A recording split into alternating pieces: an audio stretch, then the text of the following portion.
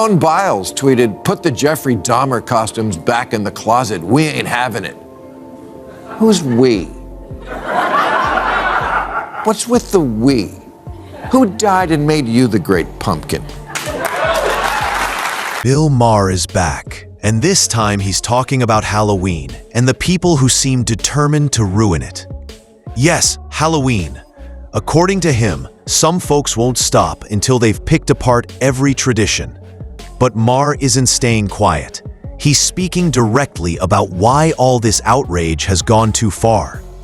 Let's take a look. Halloween is too much for your fragile sensibilities, and you're worried about seeing someone wearing something that's on the forbidden costume list.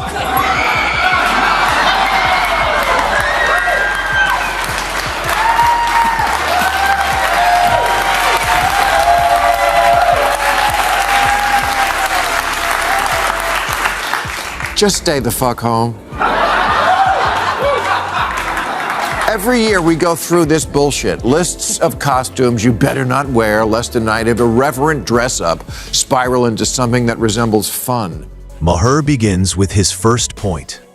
If one evening of lighthearted, even a little silly or edgy costumes is too much to handle, maybe it's best to just sit this holiday out. Halloween has always been about pushing limits, poking fun, and enjoying ourselves. It was never meant to be a night of worry or tiptoeing around.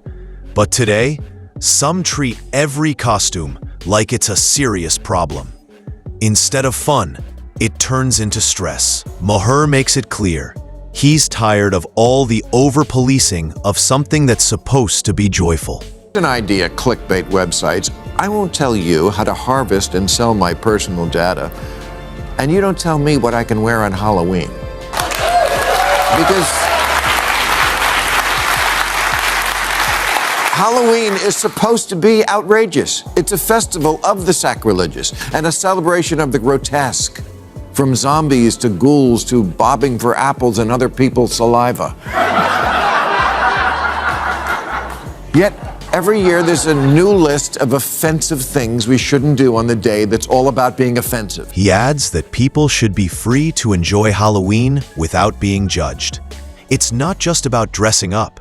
It's a chance to take a break from normal life. Adults get to step into different roles, laugh, and be silly, while kids get the thrill of running around, gathering candy, and soaking in the excitement. Why spoil that? Maher says people should have the freedom to celebrate and play without constant criticism. You know what I want to cancel? November 1st, All Scolds Day. When the good people announce which costumes the bad people wore. Buzzkill. Maher then talks about BuzzFeed, pointing out how they've made a habit of posting lists shaming celebrities for their costumes. The idea seems to be the same every year. Call out, criticize, and repeat. It doesn't feel like real journalism.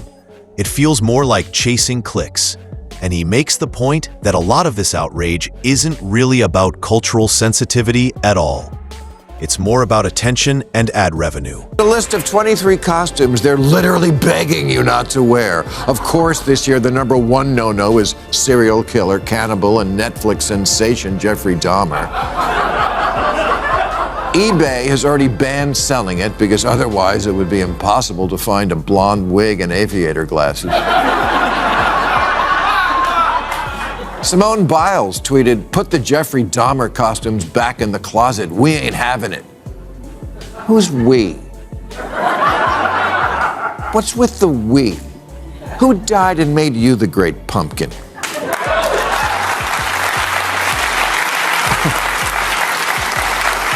I'm so tired of a handful of emotional hemophiliacs on social media telling us what we can't do on Halloween. And by the way, please put drugs in my candy. This year, one list includes 23 costumes they recommend people avoid. At the very top is the Jeffrey Dahmer costume, which eBay has already banned. But as Maher notes, you can still easily find a blonde wig and glasses anywhere. Even Simone Biles spoke up, tweeting tweeting, "Put the Jeffrey Dahmer costumes back in the closet. We ain't having it." Maher questions why a few voices online should get to decide for everyone. Listen to these other verboten costumes on stupid lists this year, including Queen Elizabeth because it's too soon.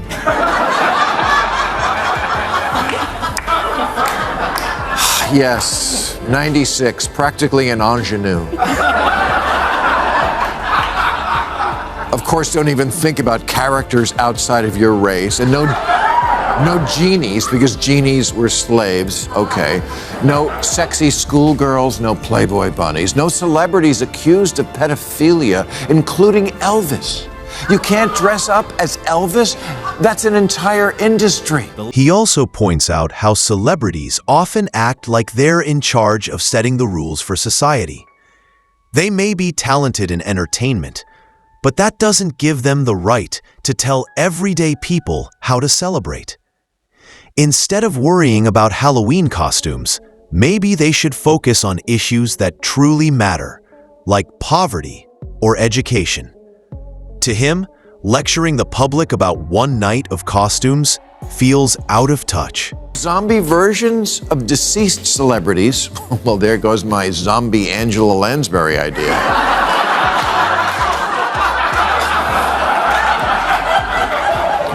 No unhoused person. What we used to call a hobo, the default costume of every kid in history. No one with an eating disorder, so goodbye skeletons. And no transphobic costumes, because if kids want to see drag queens, they can go to Story Hour. Maher says the reasoning behind these don't wear lists doesn't really hold up. It's full of contradictions and doesn't add up when you look closely. People often struggle to understand it, not because they're uninformed, but because it simply doesn't make sense. Instead of explaining clearly, those pushing these ideas tend to use guilt and pressure. Maher's message here: if you need that much effort to justify banning costumes, maybe the real issue isn't the costumes at all. So, listen to this. No Putin, no Trump, no anything related to the Will Smith Oscar slap. No Johnny Depp, and of course Amber Heard is out, no shit.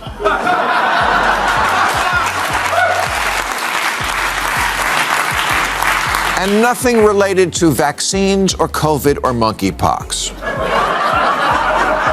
So have fun, kids, and let your imagination soar. Can I tell you something, kids? These are all great costumes.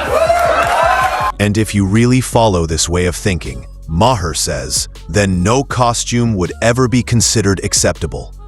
A ghost could be seen as making fun of death. A witch could be viewed as mocking persecution.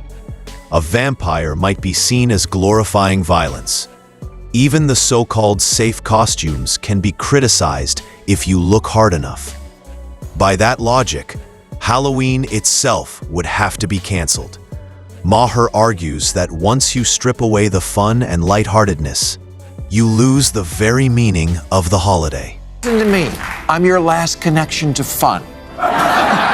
You should wear all of them. In fact, combine them if you want. Have the Queen shit in Johnny's bed. Have Will Smith smacking a hobo. Kevin Spacey hitting on a mariachi band. Jeffrey Dahmer is the perfect Halloween costume. What is scarier than a guy who kills you and eats you, not necessarily in that order? With Halloween coming up soon, Maher encourages people not to let guilt or online criticism stop them. The holiday is about creativity, fun, and expression. If a costume gets pulled from store shelves because some people complain, there's always the option to make it yourself. That's the whole point. Halloween has never been about rules. It's about bending them, laughing, and enjoying yourself.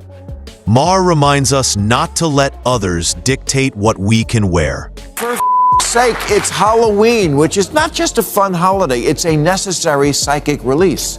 Yes, society is going back thousands of years.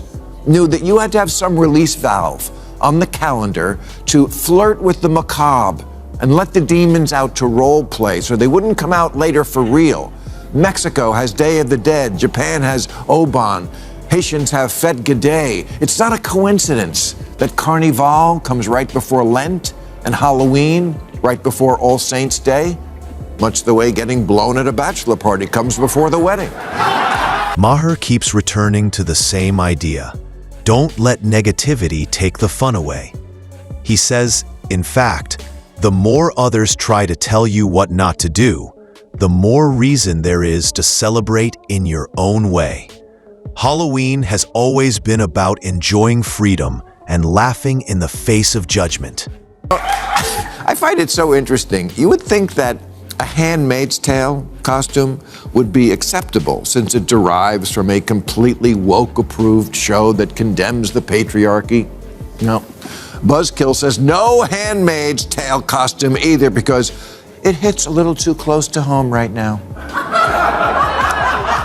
Okay, this is the life philosophy of zillennials. Things that are interesting might also contain something which could cause a moment of discomfort, so ban it all. Finally, Maher explains that those constantly complaining are never truly satisfied. No matter how many costumes are banned or how many apologies are made, it's never enough. The outrage just moves to the next thing, whether it's a word, a gesture, or even silence. He says the cycle isn't about solving problems, but about keeping the outrage alive. His conclusion? Stop letting others control how you celebrate. Halloween has always been about creativity and freedom, not endless restrictions.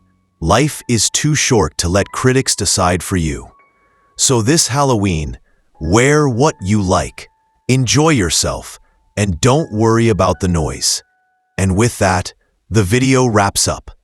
If you liked this breakdown, don't forget to like and subscribe for more. Thanks for watching, and see you next time.